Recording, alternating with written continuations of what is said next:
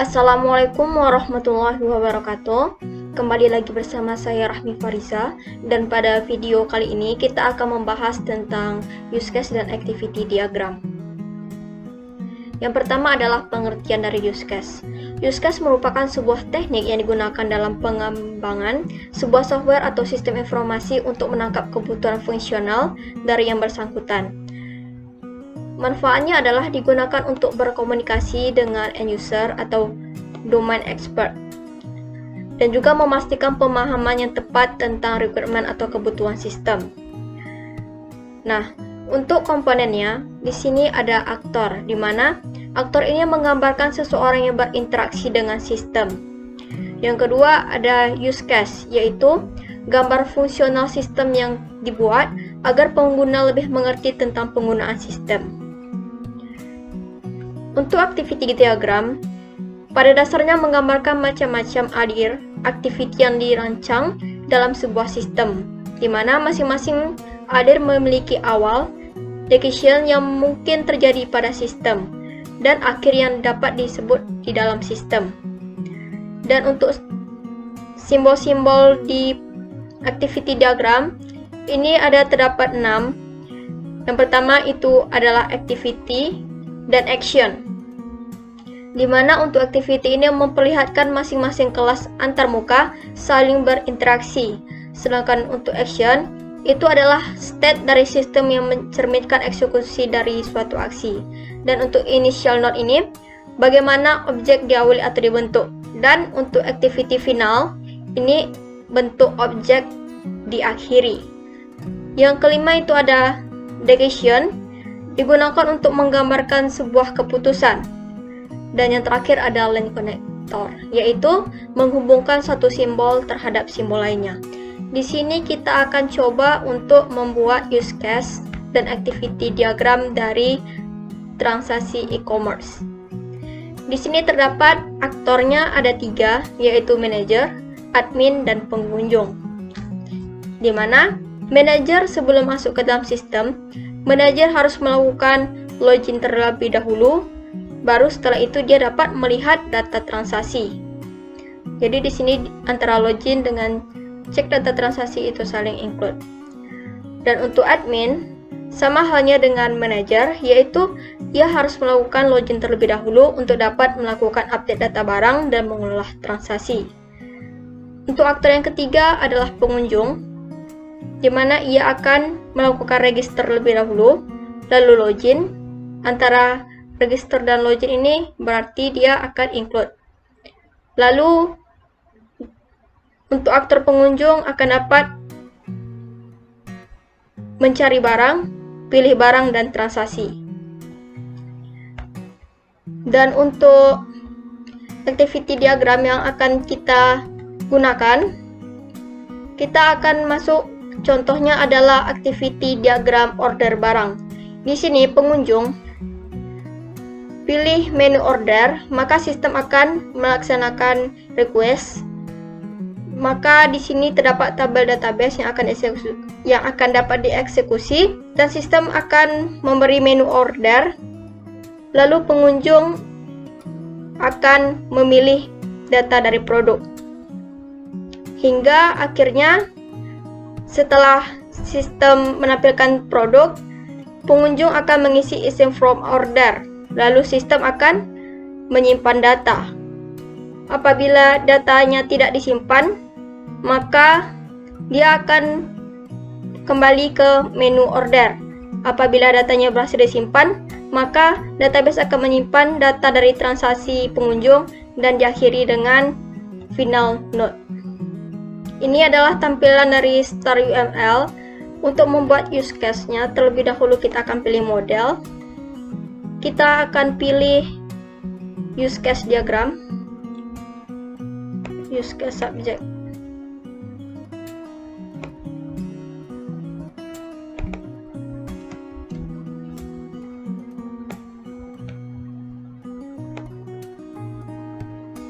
Di sini kita akan membuat 3 aktor, yaitu manajer, admin, dan pengunjung.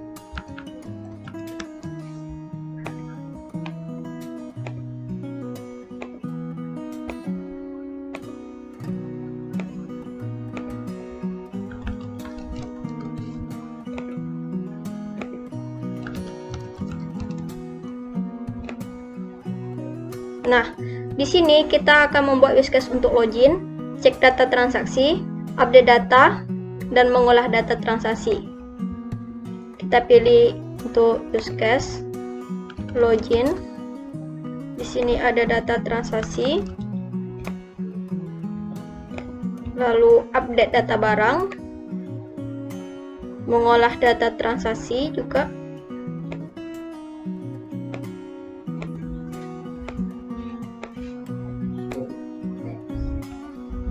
Lalu untuk use case dari register, cek barang, pilih barang dan transaksi.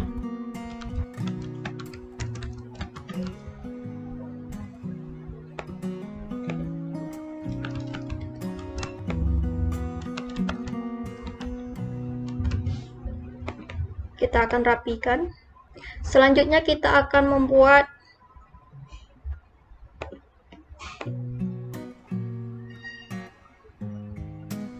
line connector, yaitu penghubung antar simbol, di mana manajer melakukan login, yaitu kita menggunakan direct accession.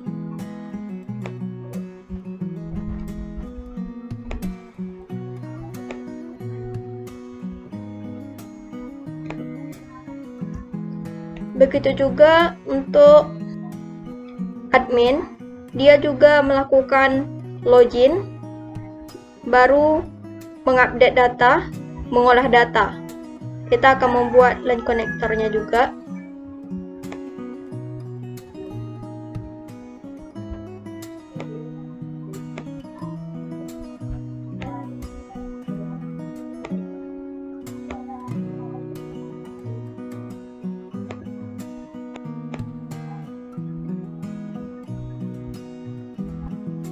Nah, apabila untuk tampilan use case-nya adalah seperti ini. Selanjutnya kita akan membuat untuk activity diagram. Kita akan pilih model dan kita akan memilih activity diagram. Nah, di sini kita akan membuat tabelnya terlebih dahulu, yaitu tabel vertikal. Di sini ada tabel untuk pengunjung.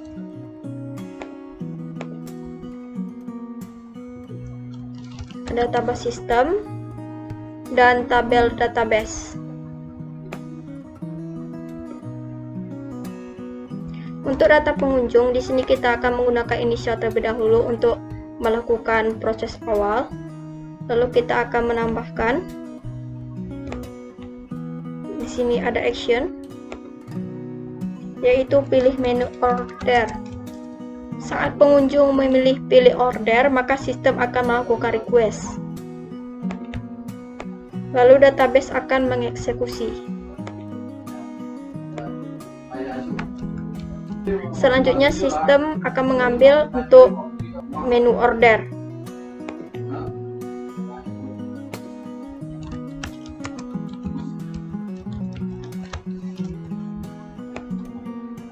Lalu pengunjung akan melakukan kegiatan untuk pilih produk.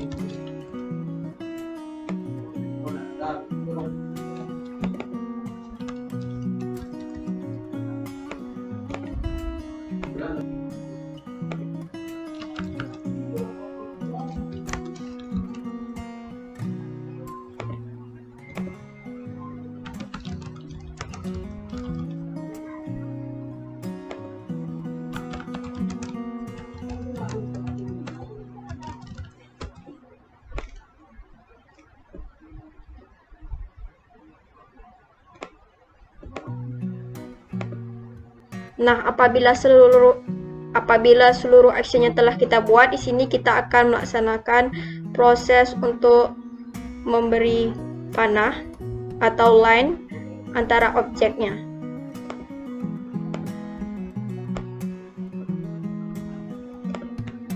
Di sini, yaitu pengunjung memilih pilih order, lalu sistem akan merequest dari order dari pilihan pengunjung yang akan beralih ke database.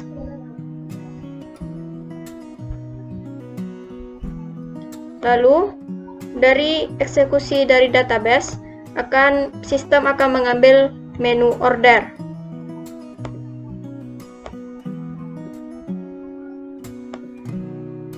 Lalu, di sini sistem akan menampilkan untuk pilihan produk yang akan dipilih oleh pengunjung.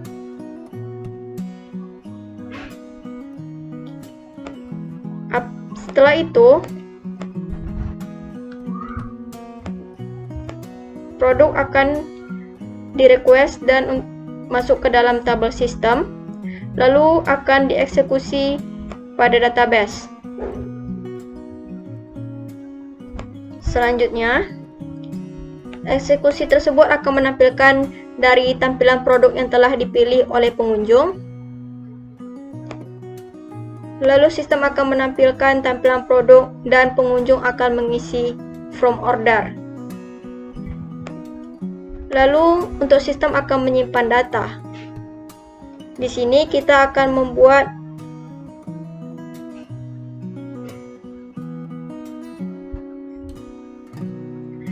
decision,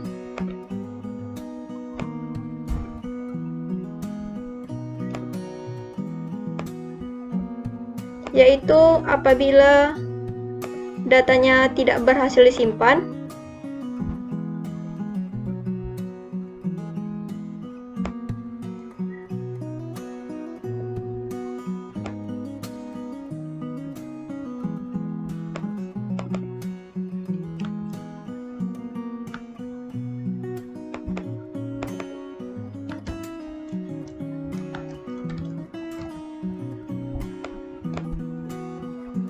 maka dia akan melanjutkan ke menu order lagi.